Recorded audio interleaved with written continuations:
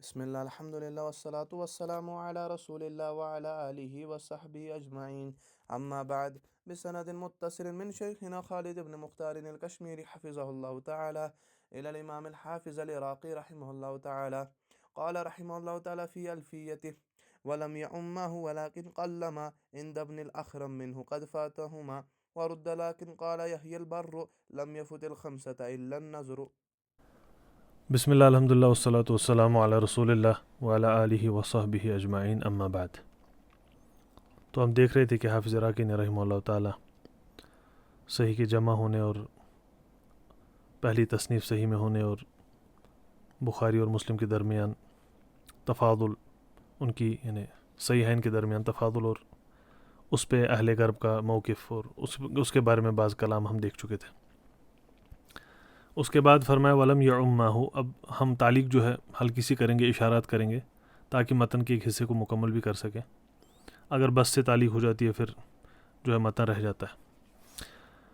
تو اس کے بعد فرمایا ولم یعمہ. تو پہلے آپ کو شروط صحیح بتائی، رب دیکھیے متن کا. اس کے بعد آپ کو بتایا کہ صحیح حین اور صحیح جو شروط ہم نے بیان کی ہے، سب سے پہلے ان کو جمع کرنے والے کون سے اصحاب تھے.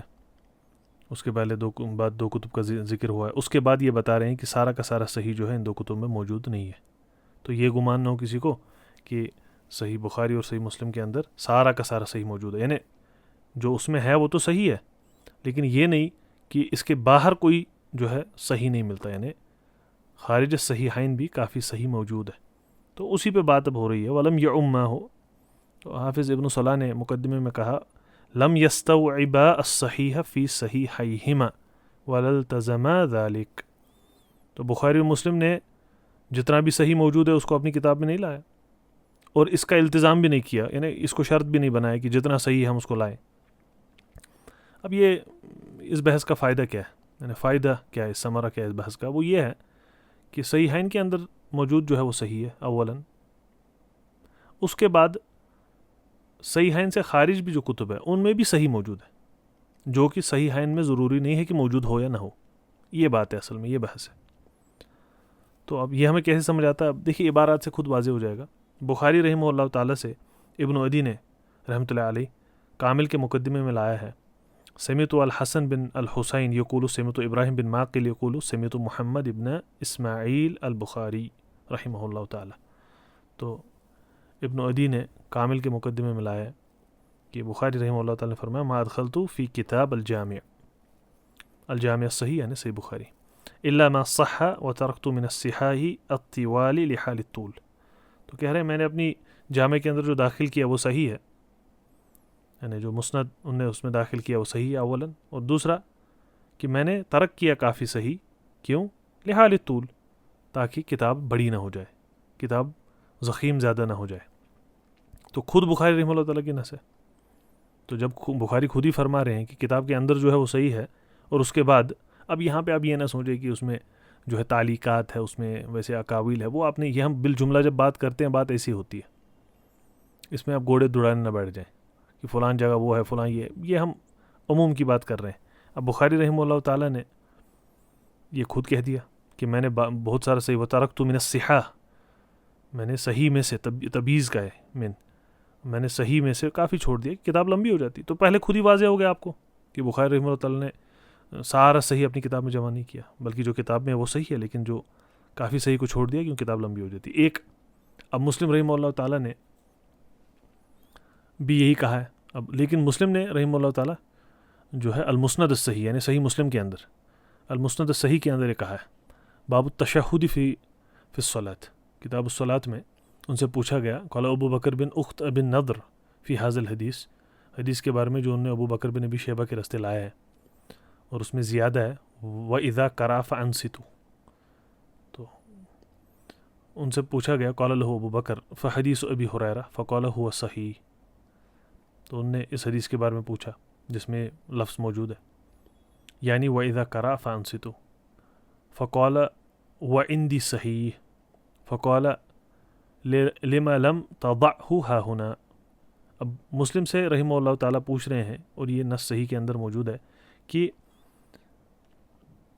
یہ حدیث آپ کے نزدیک صحیح ہے؟ وہ کہہ رہے ہیں ہاں صحیح ہے میرے نزدیک.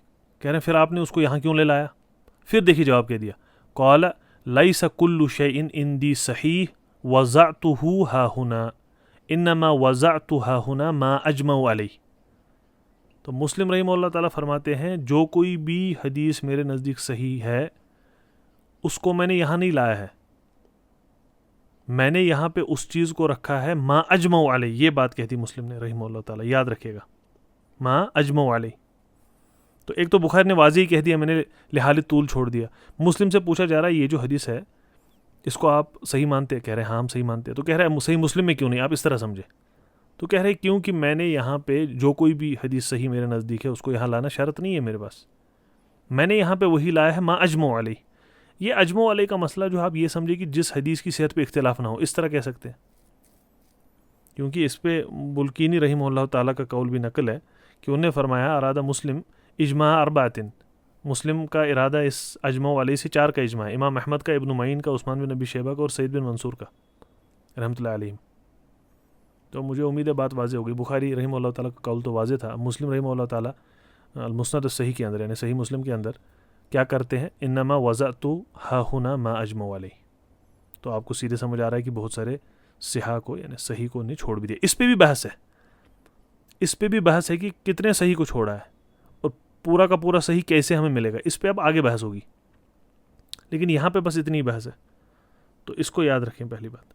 اب اس پہ جو ہے کلام، اس عبارت پہ ما اجمع علیہ، اس عبارت پہ کلام حافظ ابن صلاح نے رحمۃ اللہ علیہ کیا ہے، اور مقدمے میں ایک قول لایا ہے اس کی تفسیر میں، لیکن سیانہ میں 2 اقاویل لائے ہیں، ایک مقدمے کا اور ایک دوسرا قول، اور دوسرے قول کو ترجیح دی ہے۔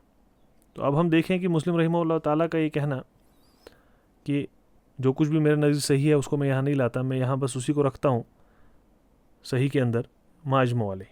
فرمایا ابن صلاح نے وَهَذَا مُشْكِلٌ جِدًّا، یعنی مشکل جداً ہے، هذا مشکل جداً، یہ مشکل ہے مسئلہ، کیونکہ یہ کیا کہہ رہے ہیں فَإِنَّهُ قَدْ وَضَعَ فِيهِ احادیث، کیونکہ مسلم رحمہ اللہ تعالیٰ نے ایسے احادیث لائے ہیں صحیح کے اندر قد اختلفوا فی صحتها، جن کی صحت پہ اختلاف ہے، لیکن وہ تو پہلے کہہ رہے ہیں ما اجمع علیہ۔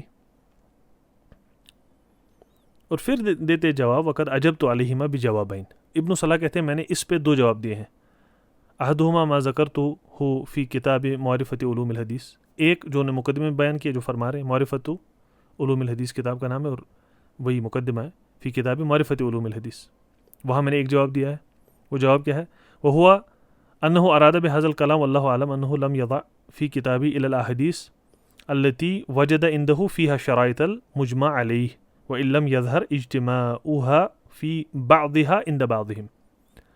ایک تعویل یہ دی کہ وہ احادیث لاتے ہیں اس کتاب میں جس کے شرائط جو ہے مجمع علیہ، اور ہو سکتا ہے کہ بعض اہل نقد، بعض حفاظ، بعض محدثین اس زمان کے ان کے نزدیک بعض شرائط ان میں موجود نہ تھی، التی وجد عنده فیہا شرائط المجمع علیہ، تو مسلم رحمہ اللہ تعالیٰ کے نزدیک جن میں شرائط مجمع علیہ مل گئے ان نے وہ لے آئی، ہو سکتا ہے بعض کے نزدیک جو ہے ان شروط کا اجتماع نہیں ہوا ہو اس حدیث میں، تو بھی انہیں لائی، ایک تو یہ، اور دوسری بات یہ کہہ دی، دوسری اس کی تعویل یہ کہہ دی انو اراد انہ ما وضع فیہ مختلفت الثقات فیہ فی نفس الحدیث متنا و اسنادا، یعنی وہ کہہ رہے ہیں کہ ہم نے، یعنی مسلم رحمہ اللہ تعالیٰ کا کہنا ہے کہ ہم نے وہ حدیث نہیں لائی اس میں جس میں ثقات نفس حدیث متناً یا اسناداً اختلاف کرے، ہم نے بلکہ وہ لائی ہے جس میں توثیق کی طرف بعض روات کی بات لوٹتی ہے، اور اس والے قول کو حافظ ابن صلاح نے جو ہے کہا ہے وَهَذَا هُوَ الظَّاهِرُ، یعنی مطلب کیا ہے؟ مطلب یہ ہے کہ وہ حدیث نہیں لائی جس میں ثقات نفس متن یا نفس اسناد میں بات کرتے ہیں، اس پہ ہم نے جو ہے بات نہیں کی، وہ نہیں لائی، وہی کہا انہ ارادہ انہ ما وضع فیہ مختلفت الثقات فیہ فی نفس الحدیث متنن او اسنادن، اور ان کا مراد اس کلام سے یہ نہیں ہے حاذا ما کان اختلافہم انما ہوا فی توثیق بعض رواتی، یعنی ان نے وہ حدیث نہیں لائی ہے جن کا نفس حدیث میں جو ہے اختلاف ہے، لیکن اگر توثیق وغیرہ کی بات ہو جائے کہیں بعض روات کی جو ہے وہ ان نے جو ہے یہاں پہ داخل کیا ہے. تو اجمع علیہ کی تفسیر دو اعتبار سے جو ہے بیان کی ہے. اب اس میں اصل میں امثلہ سے ہم سمجھ سکتے تھے، لیکن یہاں پہ مثال جو ہے وہی فَأَنصِتُوا، تو یہ حدیث صحیح ہے مسلم رحمہ اللہ تعالیٰ کے نزدیک. یاد رکھیے اس پہ اختلاف ہے، فَأَنصِتُوا یہ جو زیادہ ہے اس پہ الگ بات کر سکتے ہیں، لیکن اس پہ ابن عبد الحادی رحمہ اللہ تعالیٰ بھی کہتے ہیں کہ غلبۃ الظن یہ ہے کہ یہ صحیح ہے. علی کل حال یہاں پہ بس ہمیں مبحث دیکھنا ہے. اس کے بعد حافظ ابن صلاح رحمہ اللہ تعالیٰ کہتے ہیں کہ لیکن اختلاف موجود ہے اسناد میں، متن میں بعض احیان. تو یعنی جو مسلم رحمہ اللہ تعالیٰ کی مراد اس سے جو ہے دقہ کے ساتھ اس کی وضاحت نہیں ہوئی ہے کہ ما اجمع علیہ سے ان کی مراد کیا ہے، اور ان کی مراد یہ ہے کہ نفس حدیث اور متن میں اختلاف نہ ہو، تو نفس اسناد اور متن میں اختلاف نہ ہو، تو ویسا موجود ہے. اگر ویسا نہ ہو تو اس پہ جوابات بہت سارے ہیں. صحیح مسلم میں نے آپ کو مقدمے کے دروس میں بتایا ہے، بہت دراسہ کی محتاج ہے، کیونکہ مسلم رحمہ اللہ تعالیٰ نے اس کو مسندن جو ہے تعمیر کیا ہے، تراشا ہے کتاب کو.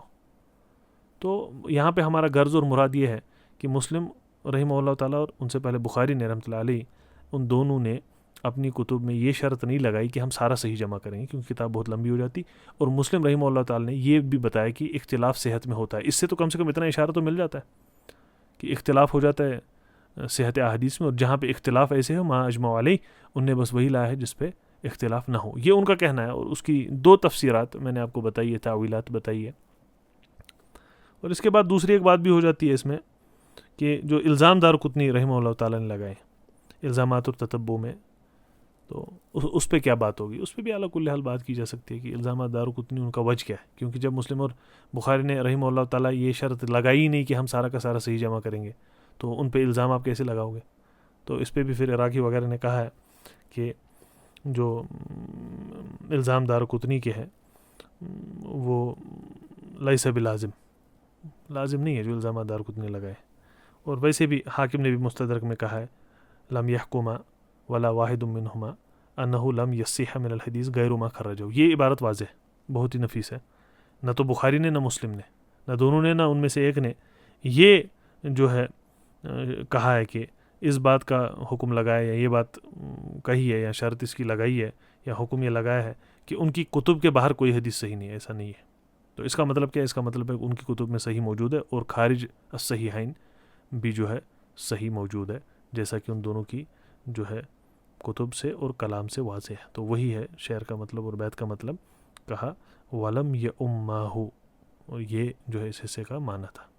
وصلی اللہ علیہ وسلم علی محمد وعلی آلہ وصحبہ اجمعین.